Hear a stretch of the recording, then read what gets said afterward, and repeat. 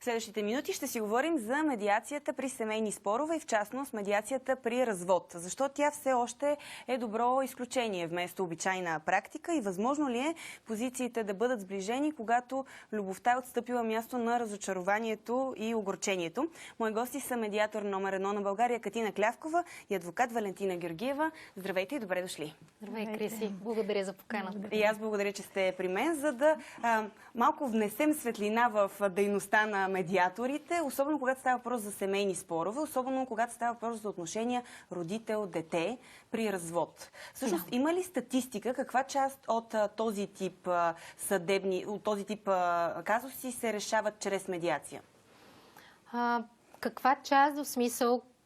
Като процент. Повечето хора се обръщат като че ли към съдилищата.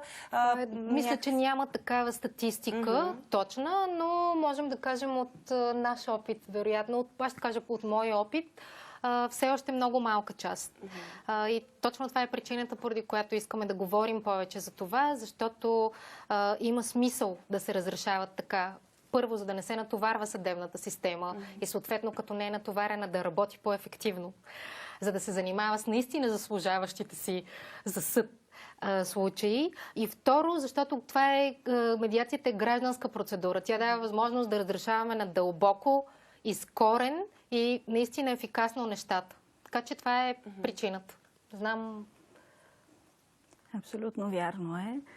В много случаи дори е по-добре да се тръгне на една задължителна медиация при семейните спорове, преди да се стигне до съд. Защото страните обикновено не знаят какво искат. Те тръгват един срещу друг и много малко им трябва някой професионалист, разбира се, който да събере техните позиции и в името на децата да решат спора. И тези спорове наистина могат да се решават от моя опит.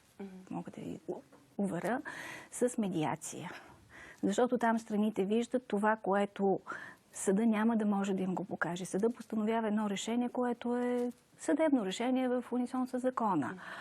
А самия медиатор ще срещне техните позиции и те ще разберат всъщност кое е пречило до сега в тяхната комуникация. Те така или иначе ще се разведат, но поне в името на детето или на децата да останат добри познати, добри приятели. И в интерес на детето да бъде разрешен този спор. И ако това се постигне една задължителна предварителна медиация, съда наистина ролята ще му бъде само да одобрява едни споразумения и ще се разтовари работата. Определено на съда. А как си обяснявате това, че хората всъщност предпочитат традиционния съдебен начин да се разведат, не знаят за медиацията или в един момент огорчението наистина толкова е застъпило уважението, че няма как да се случи? Или поне те така си мислят. Знаеш ли, Клиси, това е голямото защо в нашето общество. И мога да отговоря по два начина, които според мен са достойни отговори. Първо, предполагам, че някога през живота си се опитвала фастфуд, бърза храна. Знаеш колко пристрастяваща е тя, колко добре ухае и всъщност колко добре е разработена рекламата за нея, включително. Така, и има едно направено маркетингово проучване тук в България. Колко са заведенията с предоставящи такава бърза храна? Колко мислиш? Кажи едно число в момента. Много със сигурност. Много са. Те са над 2000 на брой. И е установено, че наистина работят добре, преди всичко заради информацията, която добре ги популяризира, но също и заради навика на хората. Затова, че като опитат нещо, което на повърхността им изглежда и бързо, и вкусно, те не се замислят за това как наистина им влияе. Дали е здравословно, а освен това не знаят, че нещо, което е сготвено здравословно, може да бъде и вкусно, може да бъде и доста засищащо и хранително. Това е единият ми отговор, който аз съм стигнала до него на въпроса. А вторият, в малко по-европейски мащаб, защото сме част все пак от една по-голямо общество. Тук в Европа има една народопсихология, която е изследвана в Великобритания от един доста уважаван висш съдия, сър Рупърт Джексън се казва. Той е направил едно проучване, като е задал въпроса на много хора, които са потребители на съдебните услуги, така да ги наречем. Защо вие избирате и предпочитате да изберете едно скъпоструващо, несигурно, абсолютно несигурно и дълго продължаващо производство пред една процедура, която първо е ефтина, второ е с минимален или почти никакъв риск, защото вие сте решаващите в нея. И трето е наистина много трайна, ефикасна и е много приятна, не стресова. И какво според теб са отговорили повечето хора? Как мислиш? Ами, нямам идея, честно казвам. Повечето са отговорили, по навик. Ага. Така сме свикнали. Така че това са моите отговори на този въпрос. Не знам. Така е, навика си е навик. Вашите клиенти, които имат нужда от помощ, свързана с регламентация на семейни отношения, знаят ли за медиацията? Питат ли ви вие? Насочвате ли ги първо към тази стъпка? Значи аз също съм медиатор и това е първото нещо, което винаги обяснявам. И когато имам някакъв много специфичен случай, задължително отивам на медиация. И много се радвам, когато попадна при Кати, защото там успеваемостта е 100%. Значи, какво да ви кажа, понякога хората се притесняват, понякога по навик, понякога не знаят за какво става въпрос. Има случаи, когато може да попаднеш и на човек, който не може да вникне по-дълбоко в проблема. Това също е проблем, защото ние малко на конвейер почнахме да произвеждаме медиатори. Много организации обучават, всеки е с различен стил и понякога нещата не се изслучват в медиацията. Винаги човешкият фактор си е човешки фактор. Абсолютно. Ние даже имаме общи случаи заедно, за които можем да разкажем, но наистина е така много важно. Да, наистина единият ни случай беше много интересен, защото една двойка, която така преди време беше дошла да се развежда, след това по някакви причини се отказаха. Има и такива хора, които идват с идеята развеждане, само след се оказва, че не е това, което са искали. Да, там беше малко по-различно и пак жената подаде, аз си бях адвокат, подаде исковата молба и мъжа каза, че тя не разбира какво прави, тя много го обича и тя не иска да се развежда и вероятно адвоката или тъщата е написал исковата молба. И съответно съда назначи психиатрична експертиза, защото се сещате, може пък и да е така. Оказа се, че жената разбира какво се случва и мъжа каза, не, аз не искам да се развеждам, аз много я обичам, аз така и отидохме на медиация. Отидохме на медиация, Кати с нейния елегантен стил, с нейния супер професионализъм и понякога с така една доста твърда позиция, докара мъжа да каже, да, аз също искам развод, но проблема ми е жилището. Така или иначе те се разведоха, но поне елиминирахме, изчистихме момента, аз я обичам, тя ме обича, тя е луда, не разбира, че иска да се разведе. Значи разбрахме, че всички искат развод, не могат да живеят заедно. Така че това беше един прекрасен случай, в който нищо, че не постигнахме споразумение, ние реално решихме спора. Отидохме в съда готови за развод. Да, аз искам да кажа, че наистина едно от основните предимства на медиацията е, че тя изчиства. Изчиства емоционално, психологически, изчиства цялата атмосфера комуникационно, която съществува между хората и дава път на най-доброто да се случи. Понякога това най-добро да се случи не е задължително да останем да живеем на едно място. Ако не сме един за друг, очевидно, просто всеки има свой свободен път и очевидно този път ще е много по-добър за него, отколкото да се мъчи да живее с другия човек. Може би е интересно да ни кажеш как протича медиацията и има ли някаква специфика, когато има деца от семейството? Да, има специфика. Аз винаги при всеки възможен случай, когато има деца, ги канят да участват в процедурата. Спецификата е в това, че детето, независимо на каква възраст е, се счита за равностоен партньор в процедурата по медиация и било то аз насаме с него или заедно с психолог, с родителите му или пък всички заедно, изслушваме неговата гледна точка като една равностойна гледна точка. И обикновено децата са даващи най-добрите идеи и съответно и най-добрите, как да кажа, критикуващи или всички пък балансиори нас. Какво Или пък балансиори, определено понякога. Какво казвате? Разкажи ни нещо абсолютно, да, със своето чувство за хумор, със своето естествено миротворческа сила. Те са такива. Но когато става дума за деца, наистина искам да обърна внимание.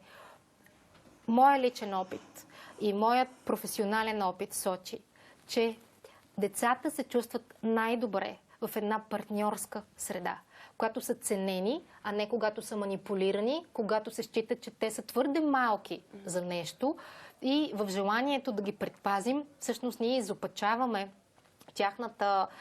тяхното възпитание, ако щете.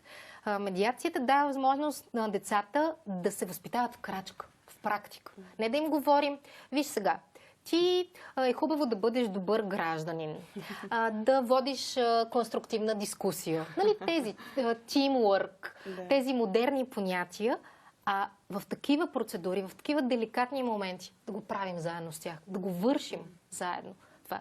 И наистина бих призовала всички граждани, всеки един от нас, когато има деца включени в някакъв спор, пробвайте да го направите в една конструктивна партньорска среда, като медиацията. Да, защото иначе в съда също се случва това. Деца над 7 годишна възраст в една специална стая съда ги изслушва с кого искат да живеят. Но ги изслушва в присъствието на психолог. Там няма някакъв, кой знае какъв диалог. Няма време. Съда е много натоварен, наистина се задъхват с дела колегите и нямат време за децата. Докато в медиацията те даже са учители на родителите си в много случаи, защото ги поставят на място. Аз съм много за ползите от медиацията, но илюзорно ли ще звучи, ако кажем, че тя трябва да е задължителна и може ли в нашето общество към днешна дата това да се случи? Аз искам да подчертая, че се говори за задължителна първа среща, само единствено. И то защото наистина медиацията по твоята същност е доброволна процедура. И е доброволна не за да сме модерни и за да сме проформа демократични, е доброволна просто защото ако аз искам да бъда партньор с теб и заедно да вземем решение и аз не го направя по своята добра воля, аз няма да го изпълнявам. А ако го направя по своята добра воля, е установено сред множество изследвания, че повече от 85% от гражданите спазват споразумяното при добра воля.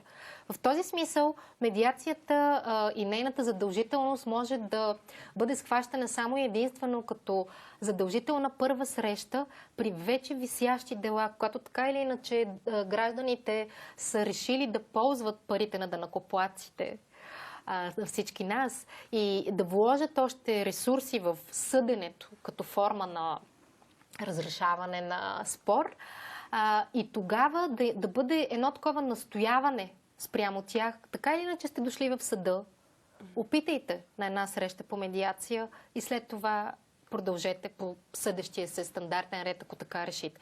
Така че говорим само за първа среща по медиация, особено ако едната от двете страни настоява за това.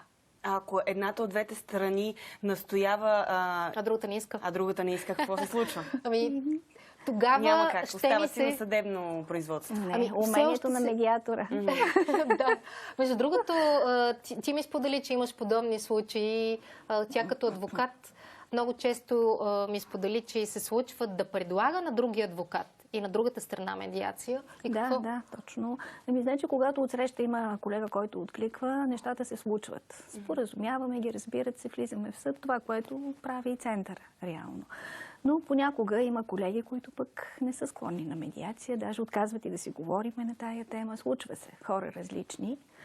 И аз по повод на това, което каза Кати за първата задължителна медиация, аз даже така много живея с надежда, че ще доживея в момента, в който няма да е първа задължителната, а ще е поначало задължителна медиацията при семейни спорове.